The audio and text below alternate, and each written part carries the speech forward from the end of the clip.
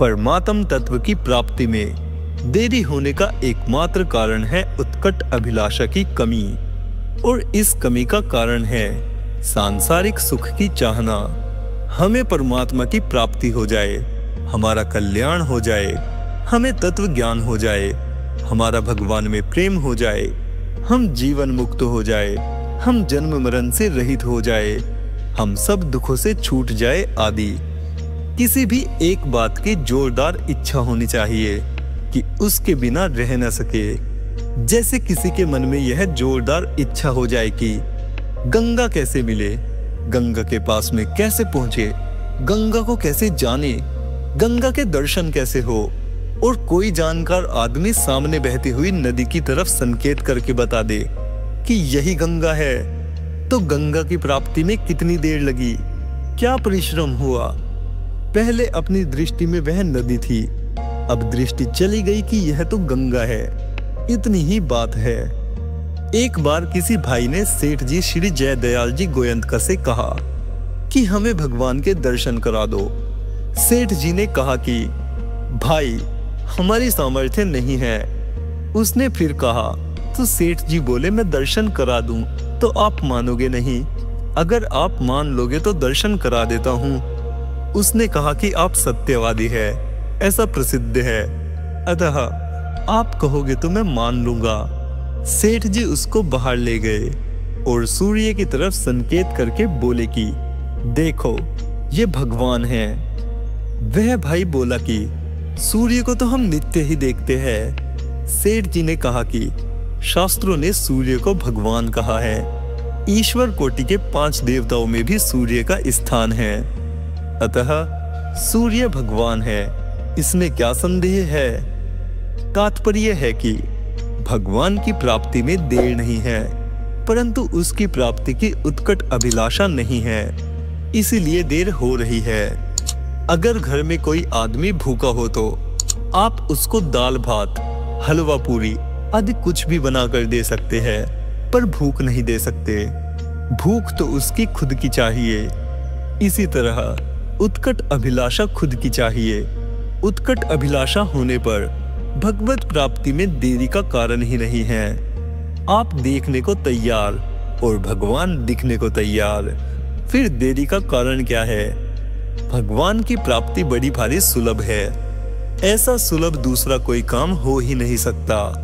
सुलभता दुर्लभता, सुगमता कठिनता तो वहां होती है जहां कुछ करना पड़ता है, अथवा जहां प्रापणीय तत्व से दूरी होती है, जहां कुछ करना ही नहीं पड़ता, केवल जानना अथवा मानना ही पड़ता है। उसमें क्या सुलभता और क्या दुर्लभता, क्या सुगमता और क्या कठिनता। भगवान अत्यंत सुलभ कैसे है, अब इस पर विचार किया जाता है। साक्षात भगवान श्री कृष्ण के वचन हैं।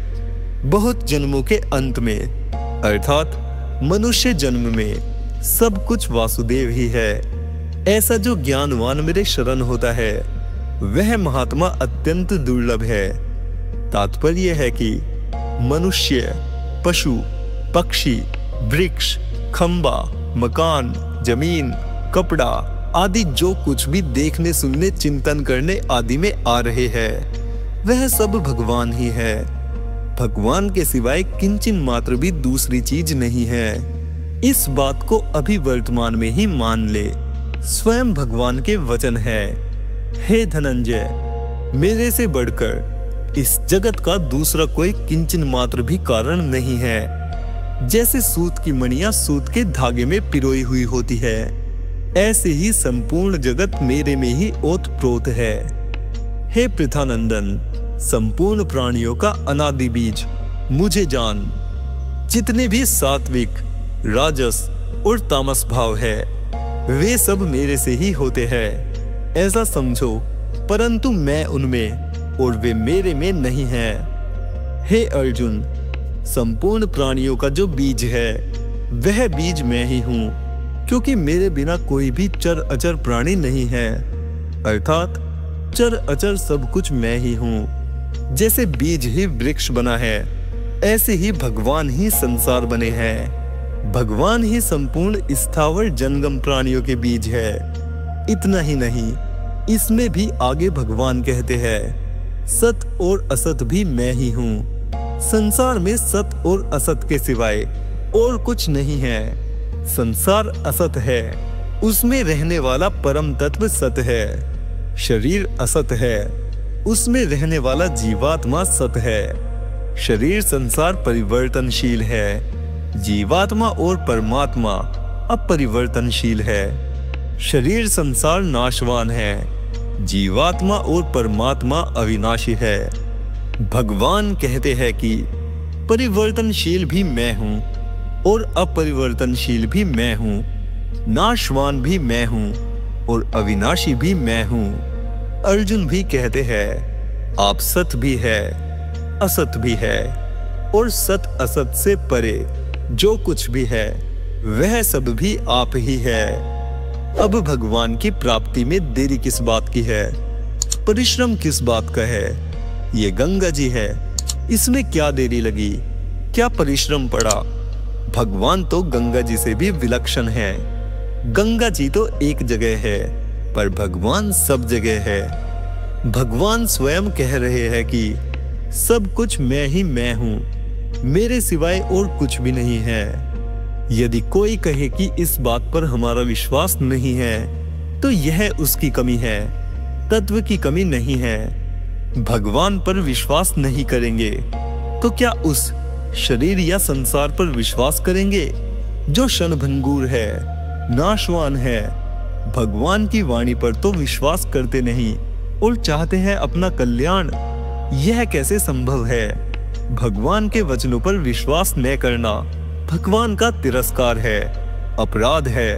अगर उनके वचन हमारी समझ में नहीं आए तो यह बात दृढ़ता से मान ले कि हमारी समझ में कमी है, तत्व में कमी नहीं है। फिर अनुभव हो जाएगा, कारण कि सच्ची बात सच्ची ही रहेगी, झूठी कैसे हो जाएगी? भले ही हमारी समझ में नहीं आए, हमारी दृष्टि में नहीं आए, पर सब कुछ भगवान ही है, इसमें कोई संदेह नहीं है। ज्ञान मार्ग में यह बात आती है कि देखने, सुनने, चिंतन करने आदि में जो कुछ आता है वह सब असत माया है। संसार की सब वस्तुएं वाणी से कही जा सकती है और मन से सोची जा सकती है, अतः वे सब असत्य है। जब द्वैत नाम की कोई वस्तु है ही नहीं, तो फिर उसमें क्या अच्छा और क्या बुरा? पृथ्वी में या स्वर्ग में अथवा देवताओं में तथा इनके सिवाय और कहीं भी ऐसी कोई वस्तु नहीं है जो प्रकृति से उत्पन्न इन तीनों गुणों से रहित हो। परंतु भक्ति मार्ग में यह बात आती है कि देखने, सुनने, चिंतन करने आदि में जो कुछ आता है वह सब भगवान ही है। मन से, वाणी से, दृष्टि से तथा अन्य इंद्रियों से जो कुछ शब्दादि विषय ग्रहण किया जाता है वह सब मैं ही हूँ, अतः मेरे सिवाय और कुछ भी नहीं है। यह सिद्धांत आप विचार पूर्वक शीघ्र समझ ले, अर्थात स्वीकार कर ले। मेरे बिना कोई भी चर अचर प्राणी नहीं है। तात्पर्य यह है कि ज्ञान मार्ग में सब कुछ प्रकृति रूप है और भक्ति मार्ग में सब कुछ भगवत स्वरूप है।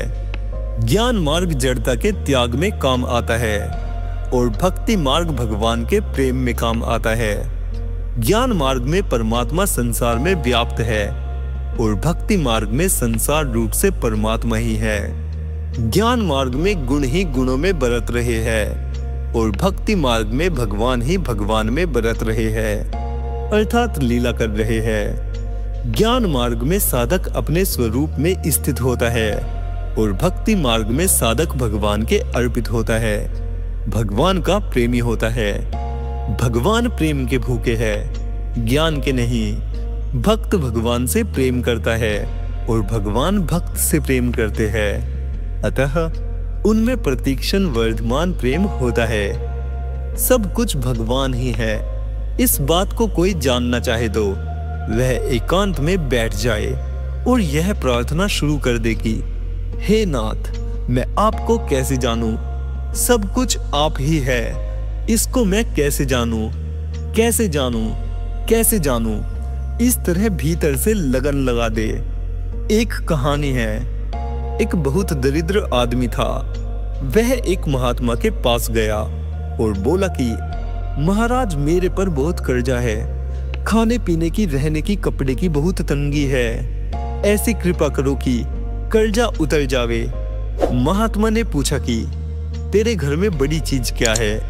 वह बोला कि एक स्नान करने की बड़ी शिला है, जिस पर बैठकर मैं स्नान किया करता हूँ। उससे बड़ी और कोई चीज नहीं है। महात्मा बोले कि तू अभी जाकर बैठ जा और कहना शुरू कर दे कि यह शिला सोने की हो जाए, शिला सोने की हो जाए, शिला सोने की हो जाए, शिला सोने की हो जाए। इतना सोना तो काफी है ना? वह बोला कि महाराज, कर्जा तो उसके एक टुकड़े से ही उतर जाएगा। महात्मा बोले कि अब तू जा और 24 घंटे तक इस बात की धुन लगा दे। वह आदमी घर गया और शिला सोने की हो जाए ऐसा कहना शुरू कर दिया। ऐसा कहते कहते 23 घंटे बीत गए तो उसने देखा कि अभी शिला का एक टुकड़ा भी सोने का नहीं हुआ। फिर भी वह कहता गया। 24 घंटे पूरे होने में 5-10 मिनट रह गई, तब भी शिला नहीं बदली। फिर वह कहता गया, कहता गया, कहता गया, तब 1 मिनट बाकी रही। तब वह कहते कहते ऊखता गया और बोला कि सोने की नहीं तो लोहे की ही हो जा। उसके ऐसा कहते ही चट वह शिला लोहे की हो गई। उसने महात्मा के पास जाकर कहा कि महाराज, वह शिला तो लोहे की हो गई। वह या तो पत्थर की ही रहती या सोने की हो जाती, लोहे की कैसे हो गई? महात्मा ने कहा कि तूने कहा होगा, तभी वह लोहे की हो गई। तो उकता गया, इसीलिए तेरे कहने से वह लोहे की हो गई। अगर तू उकताता नहीं और शिला सोने की हो जाए यह कहता रहता तो वह सोने की हो ही जाती, क्योंकि वही समय कहने का था। इस तरह साधक को चाहिए कि वह उकताए नहीं और आठों पहर भगवान के पीछे पड़ जाए कि मैं आपको कैसे जानूं, हे नाथ, मैं आपको कैसे जानूं, हे नाथ, मैं आपको कैसे जान जाऊं, हे नाथ, मैं आपको जान जाऊं। ऐसी प्रार्थना सभी कर सकते हैं, क्योंकि भगवान के अंश होने से सबका भगवान पर अधिकार है। भूख तंग करे तो रोटी खा ले, प्यास तंग करे तो जल पी ले, नींद तंग करे तो सो जाए, पर अपनी लगन नहीं छोड़े। मन लगे चाहे न लगे, ध्यान लगे चाहे न लगे, पर प्रार्थना नहीं छोड़े। भगवान बड़े दयालु है, प्राणी मात्र के सुहृद है। दया करके वे अपने आप को जना देंगे। शिला तो सोने की बनती है ही नहीं, पर संसार भगवत स्वरूप बनता नहीं। वह तो भगवत स्वरूप है ही, केवल अपनी धारणा बदलती है। इसलिए गोपियां भगवान से प्रार्थना करती है, प्यारे आप दिख जाओ। तो भगवान दिख गए, उनके बीच में ही प्रकट हो गए। इससे सुगम साधन और क्या होगा? किसी व्यक्ति ने यह प्रश्न किया, कोई आदमी हमें गाली देता है तो वहां भगवान को कैसे देखे? तो इस पर स्वामी राम सुखदास जी ने उत्तर दिया, उपनिषद में आया है कि शब्द वाणी ही ब्रह्म है, वाग वै ब्रह्मेति। संतों की वाणी में भी यही बात आई है, जो तू चेला देह को देख एक की खान, जो तू चेला शब्द को शब्द ब्रह्म कर मान। अतः शब्द भगवान का ही स्वरूप है। कोई अच्छा कहे या मंदा कहे, वह भगवान ही है। वराह अवतार में भगवान सुअर भी बनते हैं और वामन अवतार में ब्रह्मचारी ब्राह्मण भी बनते हैं। सुअर और ब्राह्मण दोनों ही भगवान हैं। जब सुअर भी भगवान है तो क्या गाली भगवान नहीं है? कोई कैसा ही बर्ताव करे, पर आप वासुदेवः सर्वम को मत छोड़ो। एक संत नदी में स्नान कर रहे थे। उन्होंने एक बिच्छू को जल के प्रवाह में बहते हुए देखा। वे अपने हाथ से उसको जल से बाहर फेंकने लगे तो बिच्छू ने उनके हाथ में डंक मार दिया। डंक मारते ही बिच्छू छूट गया और पुनः बहने लगा। संत ने फिर बिच्छू को स्पर्श किया तो उसने फिर डंक मार दिया। संत बिच्छू को बार बार हाथ से बाहर फेंकने की चेष्टा करते थे, पर वह बार बार डंक मारता था। एक आदमी यह सब देख रहा था। वह बोला कि कैसे मूर्ख हो। बिच्छू बार बार डंक मारता है, फिर भी आप उसका स्पर्श करते हो। संत बोले कि बिच्छू का स्वभाव है कि जो छुए उसको डंक मार देना, और मेरा स्वभाव है कि कोई मरता हो तो उसको बचा देना। जब बिच्छू अपना बुरा स्वभाव नहीं छोड़ता तो फिर मैं अपना अच्छा स्वभाव कैसे छोड़ दूं? तात्पर्य है कि अगर दुष्ट व्यक्ति अपनी बुरी बात नहीं छोड़ता तो आप अपनी अच्छी सर्वश्रेष्ठ बात क्यों छोड़ो? फिर किसी ने यह प्रश्न किया, शास्त्रों में संसार असत्य है, ऐसा क्यों कहा गया है? सब कुछ भगवान ही है, यह बात सब जगह क्यों नहीं कही? इस पर उत्तर देते हैं, संसार को असत्य इसलिए कहा गया है कि आप उससे सुख लेना चाहते हैं। जैसे मंद अंधकार में रस्सी सांप की तरह दिखती है, जो उसको देखकर डर जाता है उसको कहते हैं डरो मत, यह सांप नहीं है, यह तो रस्सी है। परंतु जो उसको देखकर नहीं डरता उसको कहते हैं कि यह रस्सी है। ऐसे ही जो संसार से सुख चाहता है और जिसके भीतर संसार सत्य है, सुख रूप है, ऐसा प्रभाव पड़ा हुआ है, उसके लिए भगवान कहते हैं कि यह संसार दुखालय और नाशवान है। परंतु जो संसार से सुख नहीं चाहता, जिस पर संसार का प्रभाव नहीं है, उसके लिए कहते हैं कि सब कुछ भगवान ही है, वासुदेवः सर्वम। संसार प्रकृति का कार्य है और प्रकृति भगवान की शक्ति है। पृथ्वी, जल, तेज, वायु, आकाश, ये पंच महाभूत और मन, बुद्धि तथा अहंकार, ये 8 प्रकार के भेदों वाली मेरी प्रकृति है। माया तो प्रकृति को समझना चाहिए और मायापति महेश्वर को समझना चाहिए। भगवान की शक्ति होने से प्रकृति और उसका कार्य भगवत स्वरूप ही है, क्योंकि शक्ति शक्तिमान से अलग नहीं हो सकती। जैसे शरीर के गोरे या काले रंग को शरीर से अलग नहीं कर सकते, जागृत स्वप्न सुषुप्ति अवस्थाओं को शरीर से अलग नहीं कर सकते, ऐसे ही प्रकृति को भगवान से अलग नहीं कर सकते। जैसे मनुष्य अपनी शक्ति, बल, ताकत, विद्वत्ता, योग्यता, चातुर्य, सामर्थ्य आदि के बिना तो रह सकता है, पर शक्ति मनुष्य के बिना नहीं रह सकती। ऐसे ही भगवान शक्ति के बिना रह सकते हैं, पर शक्ति भगवान के बिना नहीं रह सकती। तात्पर्य है कि शक्ति भगवान के अधीन आश्रित है, भगवान शक्ति के अधीन नहीं है। शक्तिमान के बिना शक्ति की स्वतंत्र सत्ता का अभाव होता है। अतः भगवान की शक्ति होने से प्रकृति की भी स्वतंत्र सत्ता का अभाव है। वास्तव में परमात्मा का स्वरूप समग्र ही है। परमात्मा में कोई शक्ति न हो, ऐसा नहीं हो सकता। अगर परमात्मा को सर्वथा शक्ति रहित माने तो परमात्मा एक देश से ही सिद्ध होंगे। उनमें शक्ति का परिवर्तन अथवा अदर्शन तो हो सकता है, पर शक्ति का अभाव नहीं हो सकता। शक्ति कारण रूप से उनमें रहती ही है, अन्यथा शक्ति के रहने का स्थान कहाँ होगा। इसीलिए गीता में प्रकृति और पुरुष दोनों को अनादि कहा गया है। विश्व रूप को भी गीता में अव्यय कहा गया है। संसार रूप अश्वत्थ वृक्ष को भी अव्यय कहा गया है। इससे सिद्ध हुआ है कि जड़ चेतन स्थावर जंगम रूप से जो कुछ भी दिख रहा है वह सब अविनाशी भगवान ही है। भगवान के बिना कुछ भी नहीं है, परंतु भोग और संग्रह की आसक्ति के कारण मनुष्य को सब कुछ जड़ ही जड़ दिखता है। तात्पर्य है कि जड़ संसार केवल जीव की दृष्टि है। वास्तव में सब की सब वस्तुएं तत्व से चिन्मय भगवत स्वरूप है। भगवान के सिवाय मैं, तू, यह, वह कुछ भी नहीं है। अर्थात मैं भी भगवान का स्वरूप है, तू भी भगवान का स्वरूप है, यह भी भगवान का स्वरूप है और वह भी भगवान का स्वरूप है। भगवान कण कण में पूरे के पूरे है।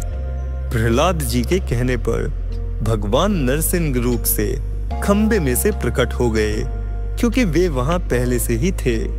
इसीलिए साधक को वृक्ष, नदी, पहाड़, पत्थर, दीवार आदि कुछ भी दिखे, वह उसमें अपने इष्ट भगवान को देखकर प्रार्थना कर सकता है कि हे नाथ, मुझे अपना प्रेम प्रदान करो। हे प्रभु, आपको मेरा नमस्कार है। जैसा कि अर्जुन ने कहा है, आप ही वायु, यमराज, अग्नि, वरुण, चंद्रमा, दक्ष आदि प्रजापति और परपितामह है, ब्रह्मा जी के भी पिता है। आपको हजारों बार नमस्कार हो, नमस्कार हो, और फिर भी आपको बार बार नमस्कार हो, नमस्कार हो। हे सर्व, आपको आगे से नमस्कार हो, पीछे से नमस्कार हो, सब ओर से ही नमस्कार हो। हे अनंत वीर्य, अमित विक्रम वाले, आपने सबको समावृत कर रखा है, अतः सब कुछ आप ही है।